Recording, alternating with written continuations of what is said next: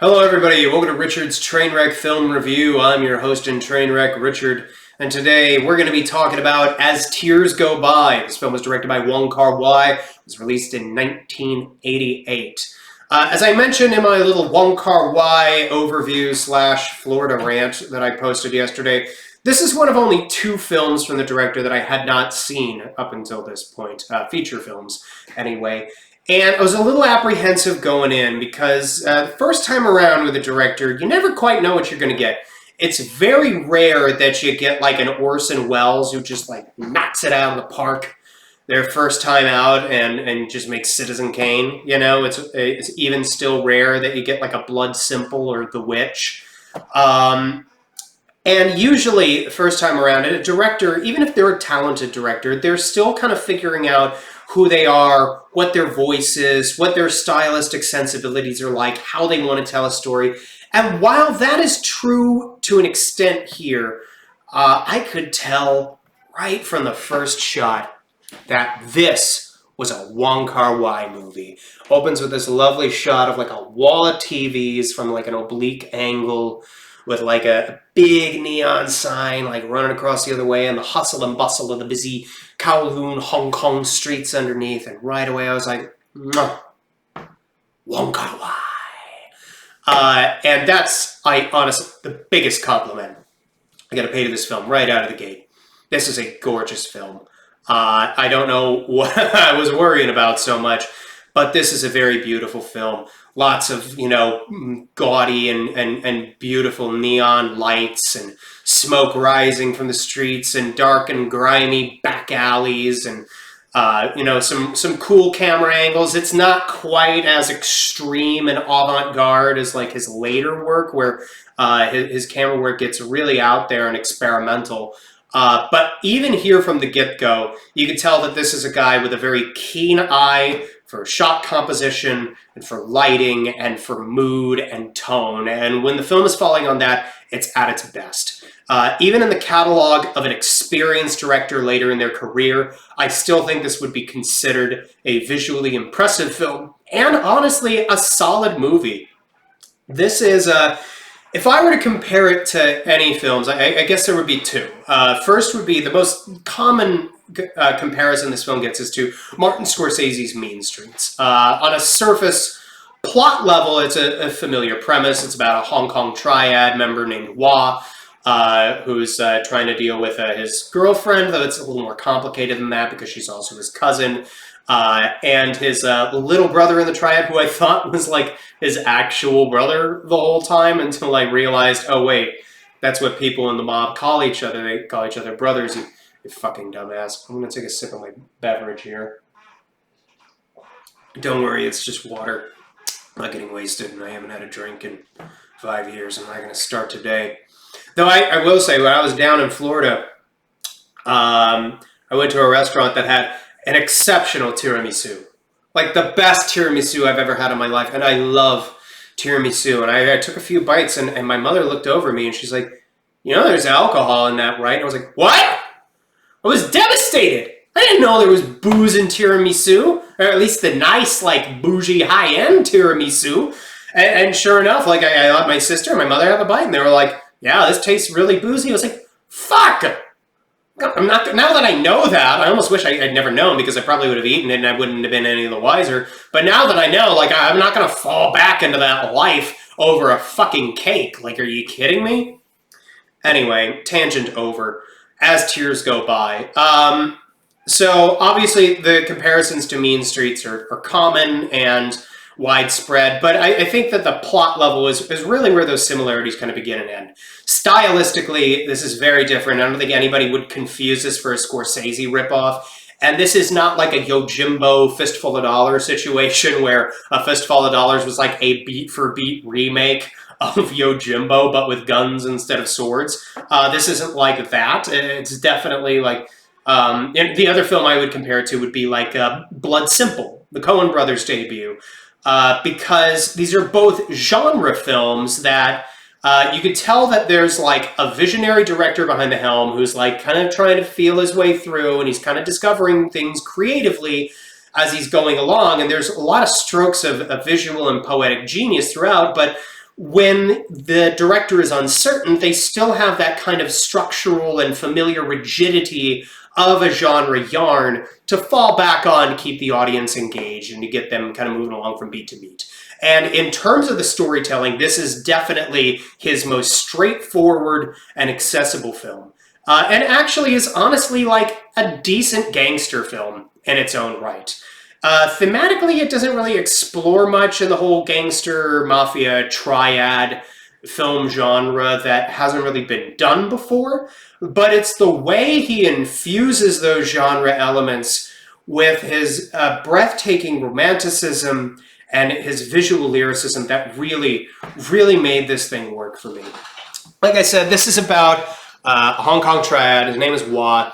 And at the beginning of the film, he's like sleeping in late, and he gets a call from a distant relative telling him that a cousin of his, I'm guessing it's a pretty distant cousin because they get pretty familiar as this film goes along, that his cousin is going to be staying with him for a couple days because she needs to, she has a lung condition and she needs to go and see a doctor in the city and get it looked at, and she's going to stay with him for a couple days. And at first, he's kind of a prick.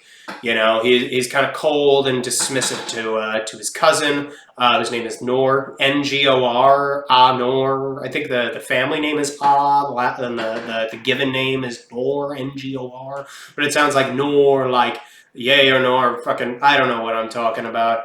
I'm pretty tired, in case you can't tell.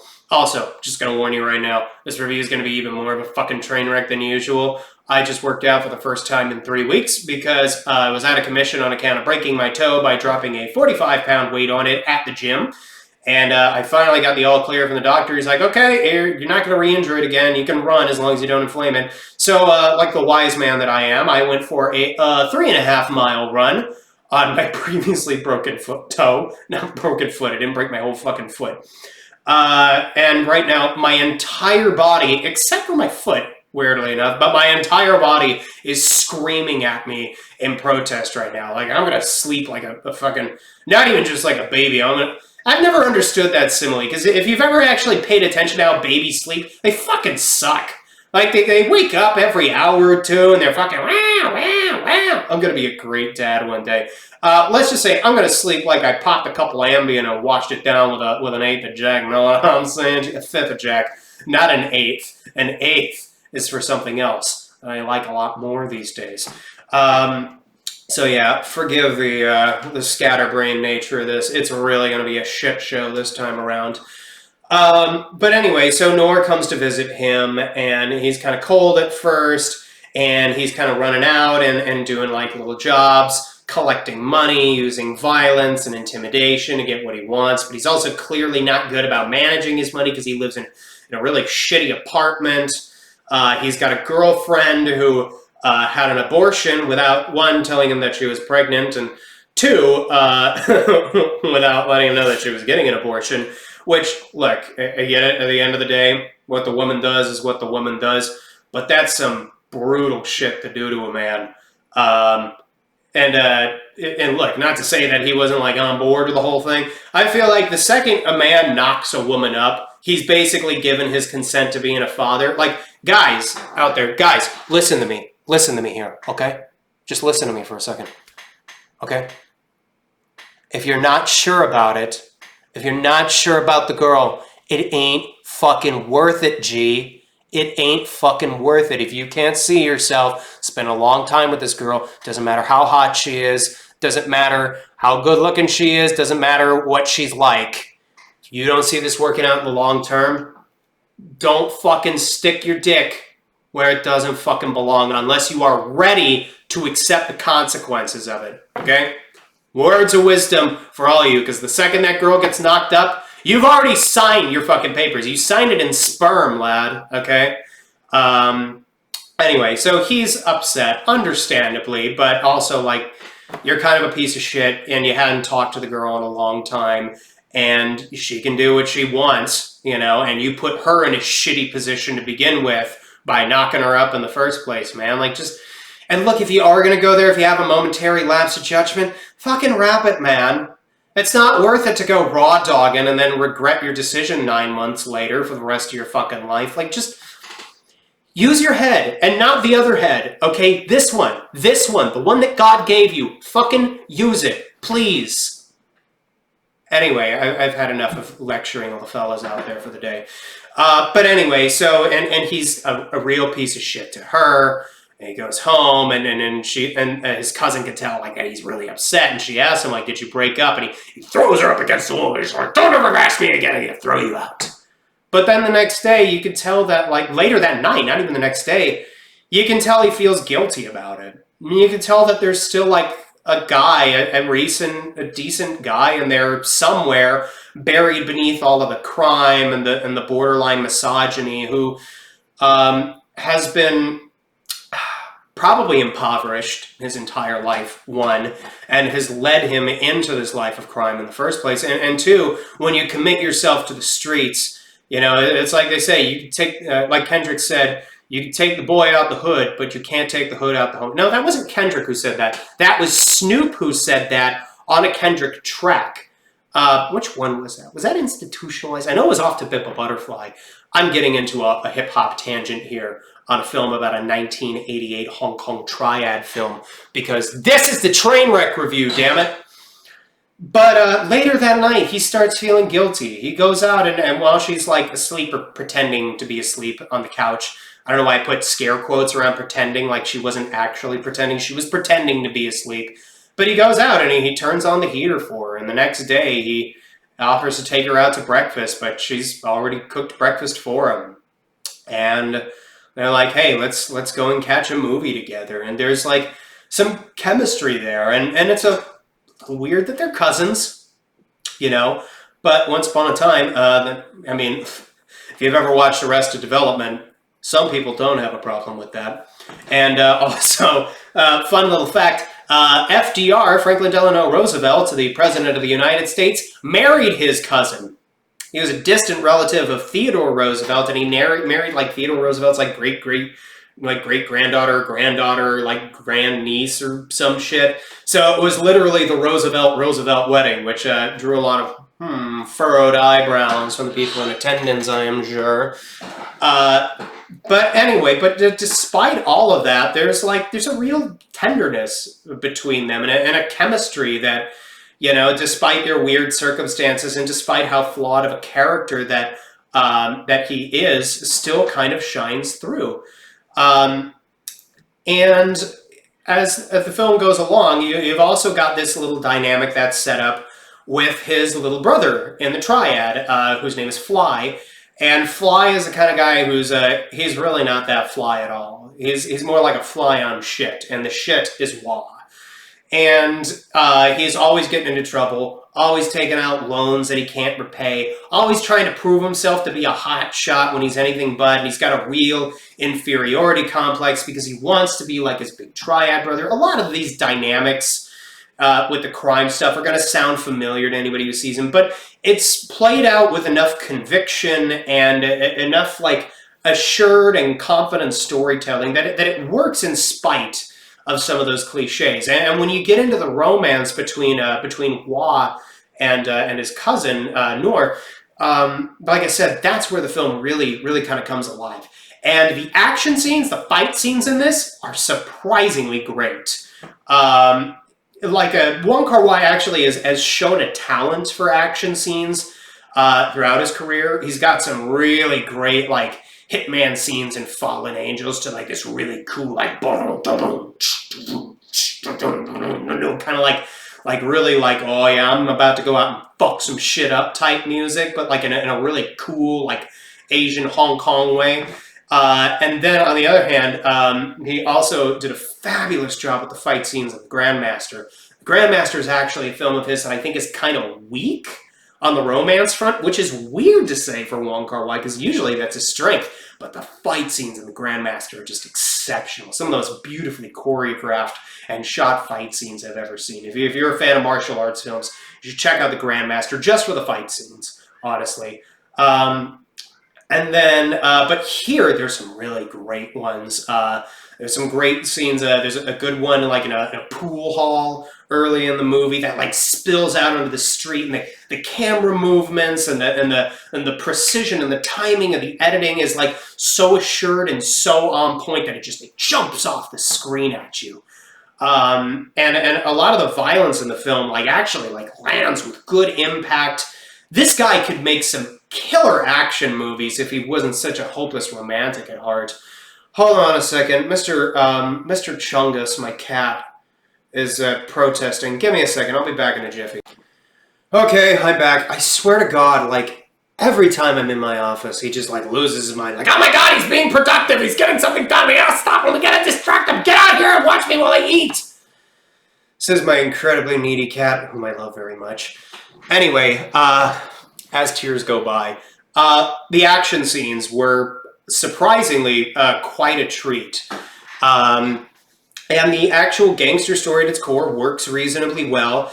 But the romance, this is where it really shines. There's a particularly beautiful sequence, like maybe halfway, maybe a little more through the film, where after a certain point, the cousin leaves town and, says, like, I don't know if you get any time off in your line of work, which actually is something that I've been thinking about. It kind of thematic undercurrent that runs through all of his films. There are numerous like criminal elements in his films. I don't really consider many of Wong Kar-wai's films to be crime films. This and Fallen Angels are probably the only two that I would think of as like crime movies, and even then they're very unconventional by those standards, except for this one. This one's, As Tears Go By, like I said, is a much more straightforward crime story in a lot of ways, but there's always kind of this undercurrent wherever crime is presented that it's not really like, oh, these are like bad and seedy people.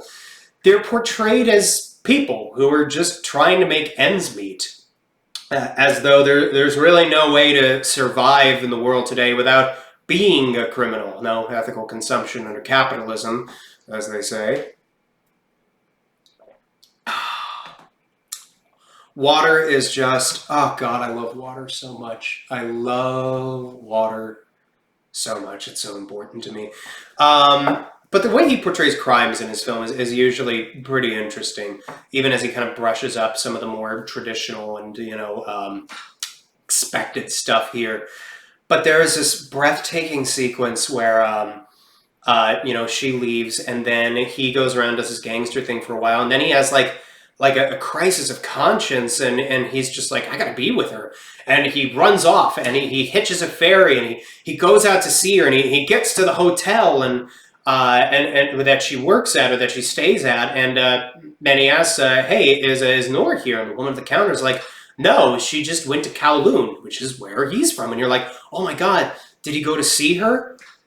The other way around, did she go to see him too? And so he goes back to the wharf, and he waits, and he waits, and he sees all the people coming down the stairs, and he's waiting there expectantly, and she comes down, and then there's another guy behind her, and he bends down to tie his shoes, and the whole time you've got this beautiful Cantonese cover of that song from Top Gun by Berlin, Take My Breath Away, that actually I think sounds better than the original song. This is the first time it's happened in the Wong Kar-wai movie, but not the last, because in Chungking Express, there's a very beautiful cover of Dreams by the Cranberries that's performed by Faye Wong that I actually prefer to the original Cranberry song. And I kind of like that song on its own, but I really did. I think the Cantonese version is better. Maybe because I can't understand the lyrics. I don't know. There's also like a little bit of a key and a pitch change to this song that I think works better with the tone of the film. The cover of Take My Breath Away.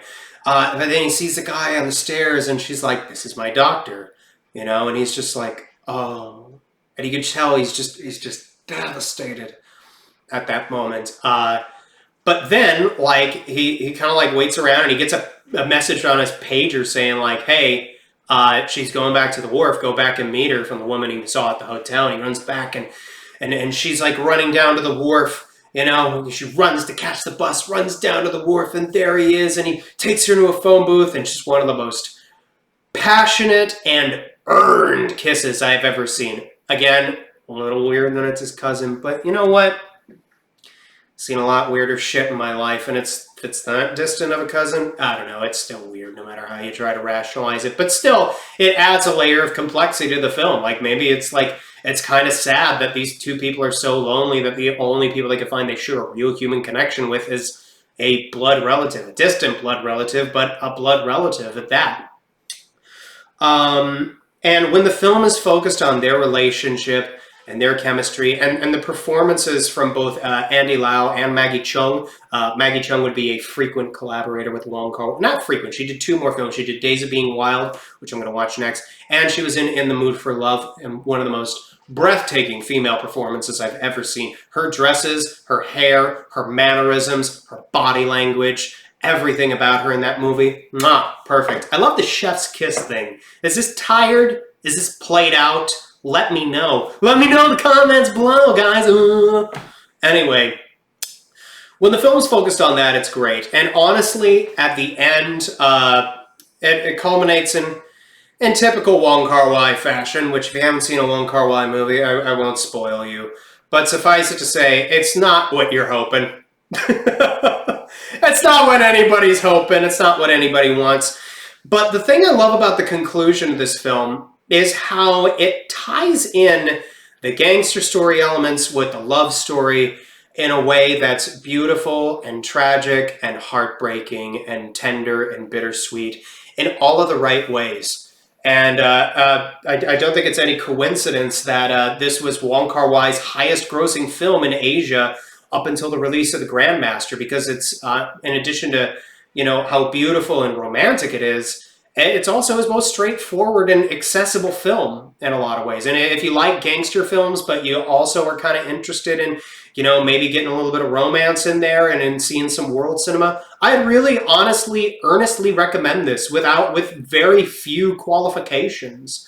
And yeah, I was just, I was really, really impressed by how good this was, even on its own terms, not just qualified as like, oh, this is his first time out, give it some considerations. I think this is a good film in its own right. And yeah, and the other thing I love about this is, I said in the original little overview video I did, that all of Wong Kar-wai's films are, while they're about love, they're all about a different take on love. So the overriding question of this series should be, I think, what is love?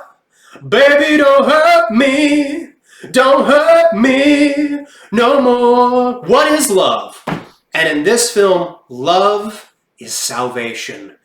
It's an escape from a crime, from the muck of what you have to do in the day-to-day to make ends meet. It's an escape from all the shit in your life that's dragging you down, and it's a release. It's a way to become a better person and a better man. And later on, the scenes with Wah and Noor, when they're just kind of like walking along the street in the island, and she's like drinking a Coke, and they're just like kind of like flopping along, arms flopping along, wearing their short shorts. This film is so 80s, by the way. If you like 80s films, this is deliciously 80s.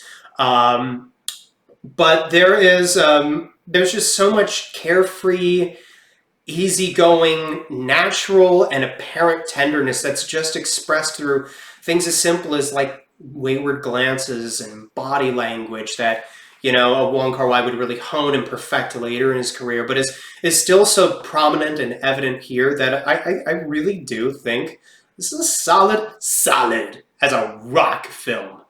And I really liked it. I really dug it. I'll come back and visit it again one of these days. And I'm going to tell you right now, I've had that cover of Take My Breath Away just on a loop in my head, like all day. Which, if it's a bad song that gets stuck in your head, can be pretty irritating, can be pretty annoying. But if it's a good song, if it's a beautiful song, it's just, it's wonderful when you have a great film that kind of sticks with you the next day. Even if the ending is, not what we hope for in life, it is, in a weird way, true to life in some ways. And I guess you could say it kind of functions as a cautionary tale.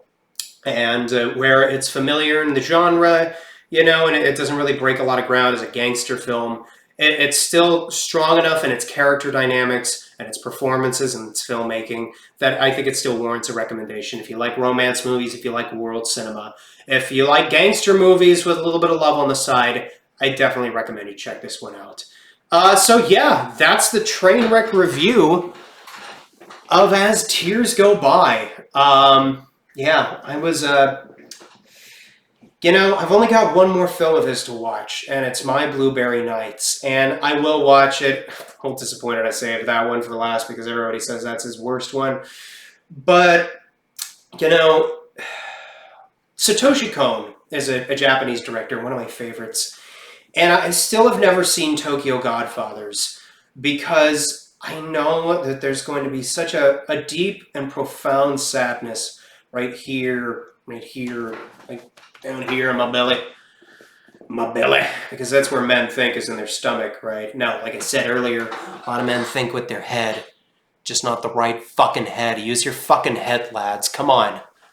Stop making a fucking embarrassment out of our gender. Like, Jesus fucking Christ. Fucking horn dog, fucking sycophant, fucking simp pieces of shit. Like, just keep your fucking dick under control. I say as a guy who hasn't gotten laid in like way too fucking long. But honestly, it's really not worth the hassle. Anyway, but I haven't seen less of Satoshi Kon's films because I know how sad I'm going to be when I don't have any new ones. And, you know, and Satoshi Kon is dead, so there are no more Satoshi Kon films. And while I know Wong Kar-wai is working on another film, or I think it's actually a television series, Blossoms, I think it's called at this point, which I'm so excited for whenever that does come out. But at the pace he works, it's glacial. And as I noticed the copy of Berserk in the corner there, it stands as a grim and ironic and ominous reminder that you never really know how much time anyone has left on this earth. And you should really appreciate the joys that people leave for you while you still have them. And I really hope we get another Wong Kar-wai. I really hope it doesn't end up like Miura, dying halfway through, finishing what could be another masterpiece of his.